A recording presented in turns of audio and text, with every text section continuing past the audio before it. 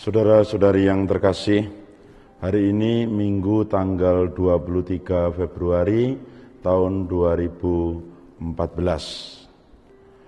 Bacaan-bacaan hari ini, baik bacaan pertama, bacaan kedua, maupun bacaan Injil, mengajak kita bersama untuk merenungkan kembali tentang jati diri kita sebagai insan Allah.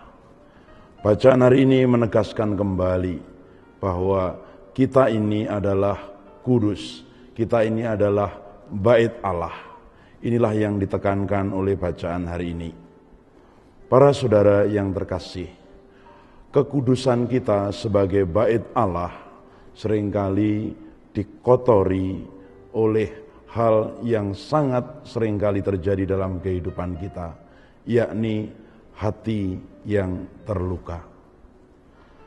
Acap kali hati kita itu seringkali terluka oleh berbagai macam peristiwa yang terjadi dalam kehidupan kita.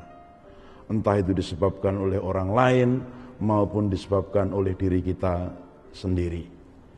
Bacaan pertama hari ini mengajak kita bersama agar kita membebaskan diri dari segala macam luka hati itu, agar kita kembali merenungkan akan hakikat jati diri kita sebagai insan Allah yang kudus, sebagai bait Allah yang kudus. Maka apabila kita itu disakiti oleh orang lain, kita tidak boleh justru untuk mengotori diri kita dengan berbagai macam sikap yang membuat hati kita, diri kita sebagai bait Allah itu kotor, yakni dengan menaruh dendam kepada mereka yang menyakiti kita.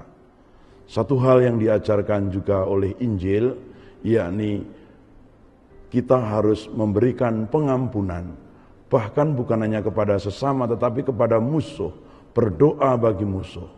Ini adalah sesuatu yang sangat berat tentunya saudara sekalian, mengampuni musuh. Jangankan untuk mengampuni, seringkali kita bertemu saja menghindar, menyapa saja tidak mau, apalagi sampai mengampuni atau bahkan mendoakan. Namun kalau kita ingin ikut Yesus, kalau kita ingin menyadari hidup sesuai dengan jati diri kita sebagai bait Allah, tidak ada jalan lain bagi kita yakni kecuali mengampuni saudara-saudari kita. Pertanyaannya, kalau ini berat, lalu bagaimana kita bisa mengampuni? Saya akan memberikan satu ilustrasi kecil. Kalau misalnya 1 sendok garam dimasukkan ke dalam sebuah gelas yang berisi air, kemudian diaduk, lalu diminum, maka air di dalam gelas itu dengan sendirinya akan terasa asin.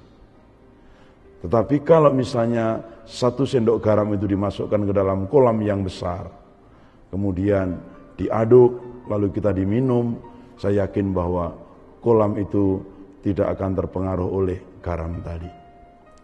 Anggaplah bahwa garam itu adalah hal-hal yang seringkali menyakiti hati kita, atau persoalan-persoalan yang seringkali menyakiti hati kita. Dan pandanglah gelas tadi atau kolam tadi itu hati kita.